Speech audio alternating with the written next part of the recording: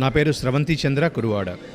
నేను నివాబోపాతో దాదాపుగా this is my 6th year, 6 సంవత్సరాల నుంచి అసోసియేట్ అయి ఉన్నాను. ఈ జర్నీలో నిజంగా చెప్పాలి అంటే ఒక సేల్స్ అనే కాదు, ఫస్ట్ నేను పాలసీ ఇచ్చేటప్పుడు కోరుకునేది ఎవరికి ఈ పాలసీ వల్ల ఉపయోగం రాకూడదు, అంటే హాస్పిటలైజ్ కాకూడదు.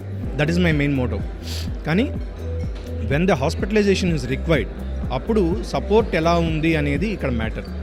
సో సేల్స్ అనేది everybody will do that. Sales ఉంటుంది, పోర్ట్ఫోలియో ఉంటుంది, రకరకాల కమిషన్స్ ఇవన్నీ కాకుండా సర్వీస్ కిందకు వచ్చేటప్పటికి I have 2 good experiences. Of course unfortunately వాళ్ళు కొద్దిగా క్రానిక్ దీంట్లోకి వెళ్ళాల్సిన పరిస్థితి వచ్చినా కూడా one patient is still in hospital, kidney transplantation which was done in January 18th cadaver donor కింద జరిగింది.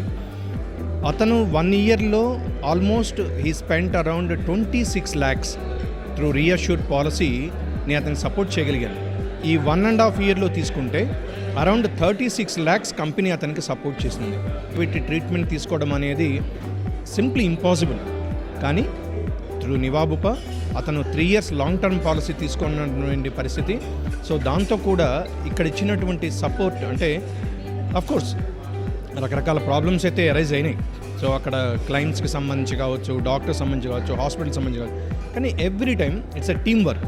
ఆఫీస్లో ఉన్నటువంటి టోటల్ టీమ్ కోఆర్డినేషన్ తోటి సో వాటిని ఓవర్కమ్ చేస్తూ కస్టమర్కి ఆ సపోర్ట్ ఇచ్చినప్పుడు వాళ్ళ నుంచి వస్తున్నటువంటి ఆ రెస్పాన్స్, సో ఇన్ టైంలో మీరు ఉండబట్టి కనీసం మా వాడు బ్రతికాడు అని వాళ్ళు చెప్పిన ఆ ఒక్క word it's a very boost up for అస్.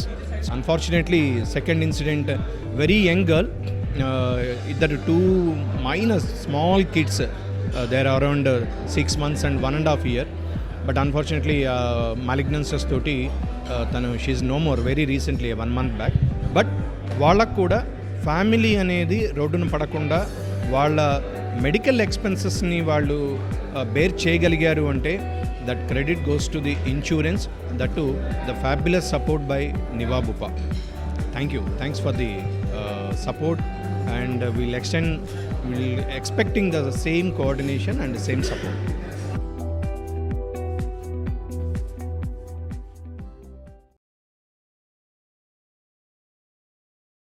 जिंदगी को क्लेम कर ले.